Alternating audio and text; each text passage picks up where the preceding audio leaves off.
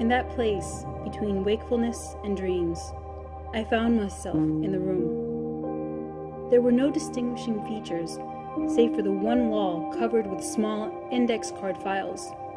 They were like the ones in libraries that list titles by author or subject. But these files, which stretched from floor to ceiling and seemingly endless in either direction, had very different headings. As I drew near the wall of files, the first to catch my attention was one that read, "Boys I have liked." I opened it and began flipping through the cards. I quickly shut it, shocked to realize that I recognized the names written on each one. And then, without being told, I knew exactly where I was. This lifeless room, with its small files, was a crude catalog system for my life. Here were written the actions of my every moment, big and small. A sense of wonder and curiosity, coupled with horror, stirred within me as I began randomly opening files and exploring their content. Some brought joy and sweet memories. Others, a sense of shame and regret so intense that I would look over my shoulder to see if anyone was watching. The titles ranged from the mundane to the outright weird. Books I have read. Lies I have told. Jokes I have laughed at. Things I have muttered under my breath at my parents. I never ceased to be surprised by the contents. I was overwhelmed by the sheer volume of the life I had lived. Could it be possible that I had the time in my 20 years to write each of these thousands or even millions of cards? But each card confirmed this truth. Each was written in my own handwriting. Each signed with my signature. When I pulled out the file marked "Songs I Have Listened to," the cards were packed tightly. And yet, after 2 or 3 yards, I hadn't found the end of the file. I shut it, ashamed.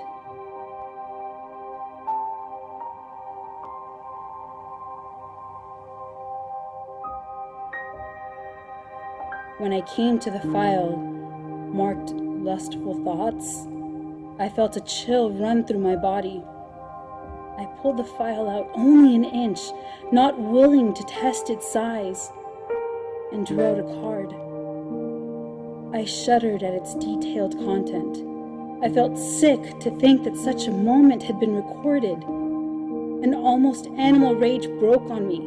One thought dominated my mind. No one must ever see these cards. No one must ever see this room. I have to destroy them. In an insane frenzy, I yanked the file out. Its size didn't matter now. I had to empty it and burn the cards. I took it at one end and began pounding it on the floor. I became desperate, and I pulled out a card, only to find it as strong as steel when I tried to tear it. Defeated and utterly helpless, I returned the file to its slot. I let out a long, self-pitying sigh. Then I saw it. The title bore, "People I Have Shared the Gospel With." The handle was brighter than those around it, newer, almost unused. I pulled on its handle.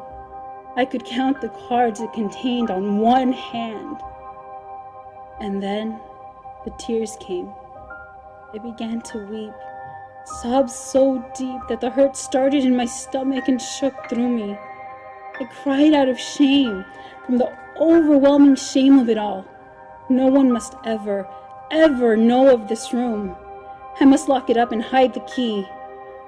But then, as I pushed away the tears, I saw him. No, please, not him, not here. Anyone but Jesus. I watched helplessly as he began to open the files and read the cards. I couldn't bear to watch his response. And in the moments that I could bring myself to look at his face, I saw sorrow deeper than my own. Finally, he turned and looked at me from across the room. He looked at me with pity in his eyes. I dropped my head, covered my face with my hands, and began to cry again. He walked over and put his arm around me. He could have said so many things, but he didn't say a word. He just cried with me. Then he got up and walked back to the wall of files. Starting at one end of the room, he took out a file and one by one began to sign his name over mine on each card. "No!" I shouted, rushing to him. All I could find to say was "No, no!" as I pulled the cards from him. His name shouldn't be on these cards. There it was, written in red, so rich, so dark, so alive. The name of Jesus covered mine. It was written with his blood. He gently took the card back. He smiled a sad smile and began to sign the cards.